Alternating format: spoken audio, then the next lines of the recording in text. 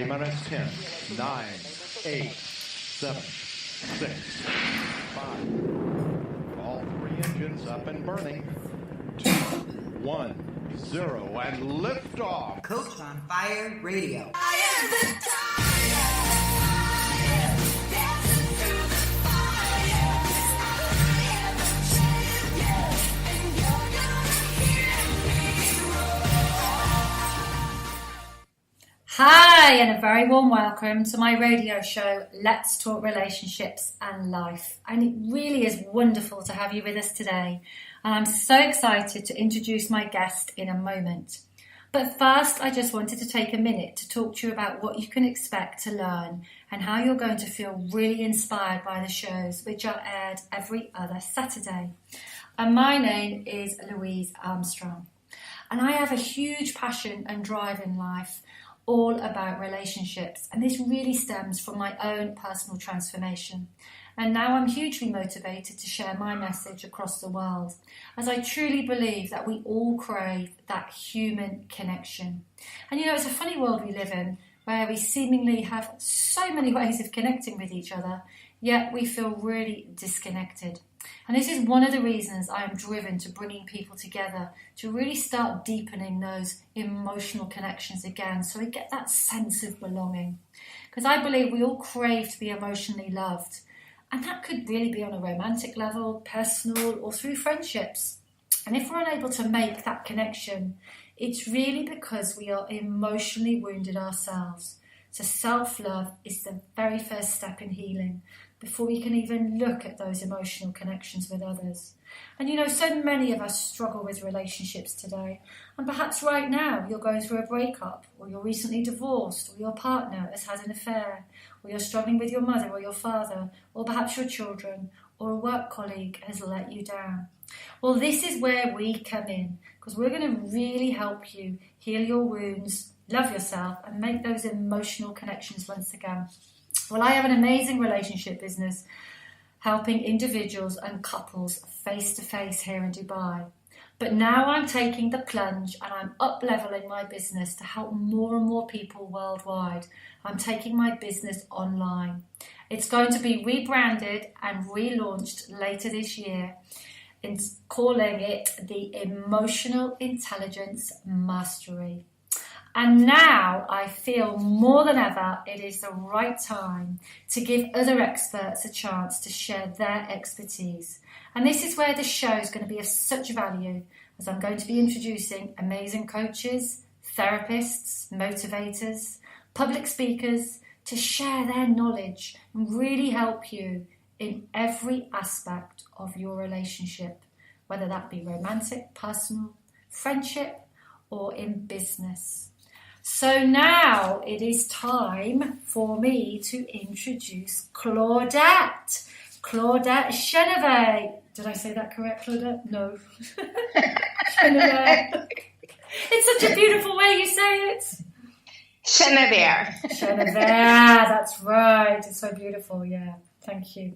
Thank you for that. Well, we're going to be talking today about why stepmoms are seen as outsiders and how they can connect with their step kids. And we're going to address the importance of focusing on creating a really strong and healthy marriage. So a very important topic here. Claudette is known as the Stepmom Coach, and she works with stepmoms who are struggling to create a cohesive family life. Claudette is a Master Certified Stepfamily Foundation Coach, and she helps stepmoms to build and create strong and healthy step families by helping stepmoms focus on what they want as a woman, a partner, and a parent. And Claudette has over 28 years of experience, wow, as a stepmom and 35 years as a mother. And she really does understand what it's like to be in your shoes and teaches the best strategies to make life as a stepmom more harmonious. Claudette offers online support groups, self-study stepmom programs, one-on-one coaching. Claudette also writes for Stepmom magazine. She has a blog and is often a speaker for parenting platforms. Wow, you're one busy lady. And we're going to, later on in the show, we will tell you where you can find Claudette on all the social media platforms, but you can find her programs and her services on her website, and that's www.stepmomcoach.com. So everything is there for you. Right, enough of me talking now, Claudette, because I really want to get into and ask you some questions and find out how everyone out there can be a better stepmom, because I don't believe there's many people like you around. Am I right? Well, that's true. I mean, with the birth of social media, I think people started to realize, wow, you know what? I'm not alone. I'm not the only person struggling in being and trying to understand what a stepmom is supposed to do.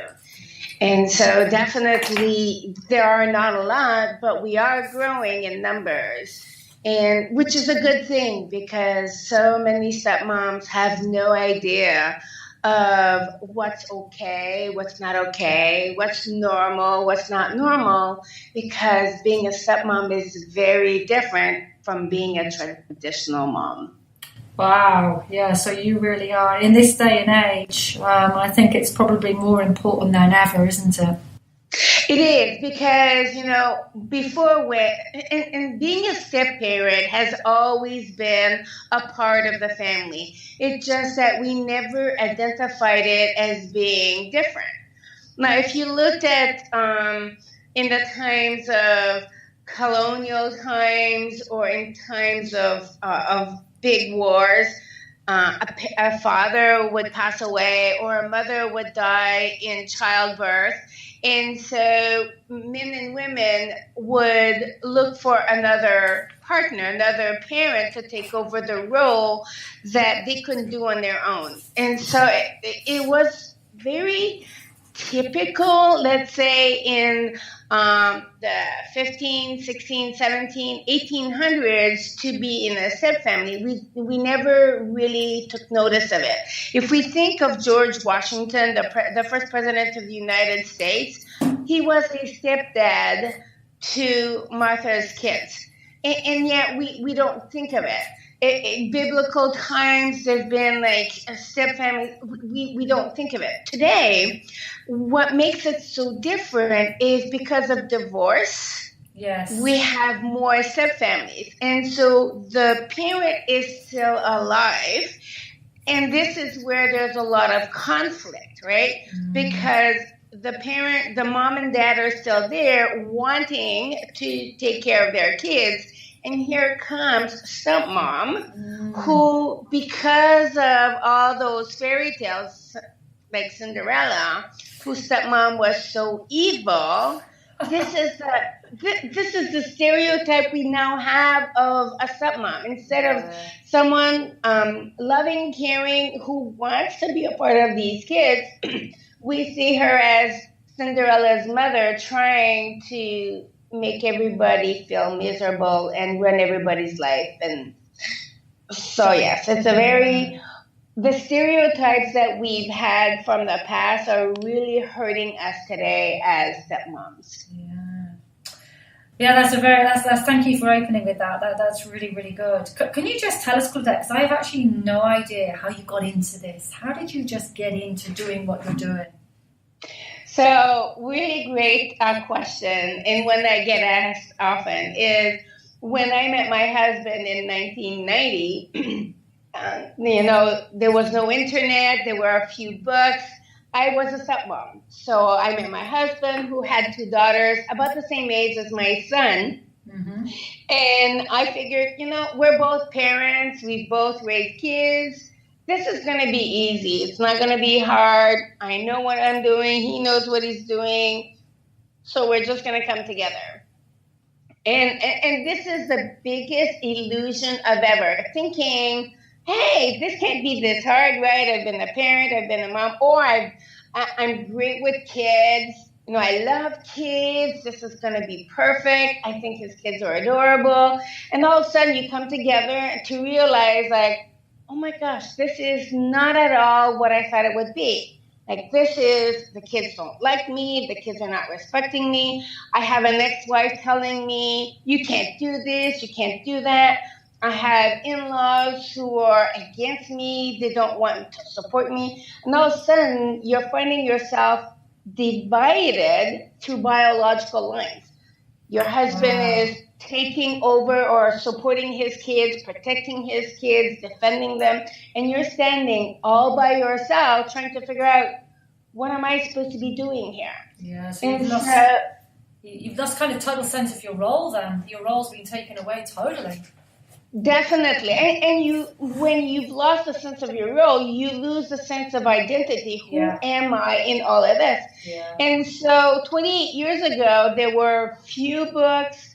I had even seen some we had gone to counseling, and the advice we had received was actually hurting us more than helping us. Oh, so you did all, wow. So, I mean, it's a huge thing sometimes, to really put your hand up and say, I need help. And it actually made things worse. Wow. Well, yeah. And so they were trying to create the traditional nuclear family. Right. And I kept saying, but you don't understand. I'm not the parent here, and I can't do all the things you're saying because mom is telling me I can't do this. So I decided to go back to school. Simply, I said, I have to go to school. I have to find the resource. I found Stepfamily Foundation of New York as a great resource for me to start. Studied conflict resolution, studied family dynamics, everything to do with stepfamily research, and just understanding what it was that I needed to do differently changed our entire family. And so, and then I figured I can't be the only one going through this. And that's why I decided to coach other stepmoms in helping them gain insight into what they could do differently to help create that strong and healthy stepfamily. Wow. So you've been doing it a while? Yes, I have. I've been officially started my practice in 2006. But, for all these years, I've been talking to so many women who've been in my shoes, who've been stepmoms, who were struggling, trying to understand, and it's always the same thing they feel. What's normal? What's not normal? Why am I not being seen? Or why am I feeling so invisible in this family? How can I connect with my stepkids? They don't want to have anything to do with me. And this was part of my reality for a while as well. Yeah. And, what's going to happen to my marriage, if this doesn't work? And a lot of times people forget that, you need a strong and healthy marriage in order to have a strong and healthy family. Totally agree on that one, without a doubt, yeah. So, can I ask you, let's just kick off with this now. What stepmoms do you think need to know more than anything else in order to feel like they are part of the family? What is there one thing or is there several things? So there's several things. So one of the things that stepmoms need to understand is that if you're trying to replace a mom, you're going to be met with resistance. Okay. More so than anything else, because what happens a lot of, especially if you're looking at kids who are teenagers, that's a very difficult time for teens, no matter what's happening in their life. Mm-hmm. So if the teens are going through a parent's divorce and then you're coming in and trying to replace mom, it's not going to happen. So one of the first things I tell the stepmom is come into the relationship as a supporting, one of my colleagues keeps saying, like you're a supporting role in a movie, right? Okay. So you're not the star of the movie, you're the supporting actor or you're supporting actress in the movie. You're there to support the cast everybody. And so sometimes that can be hard because we're trying to figure out, how do you do this? And we were talking about what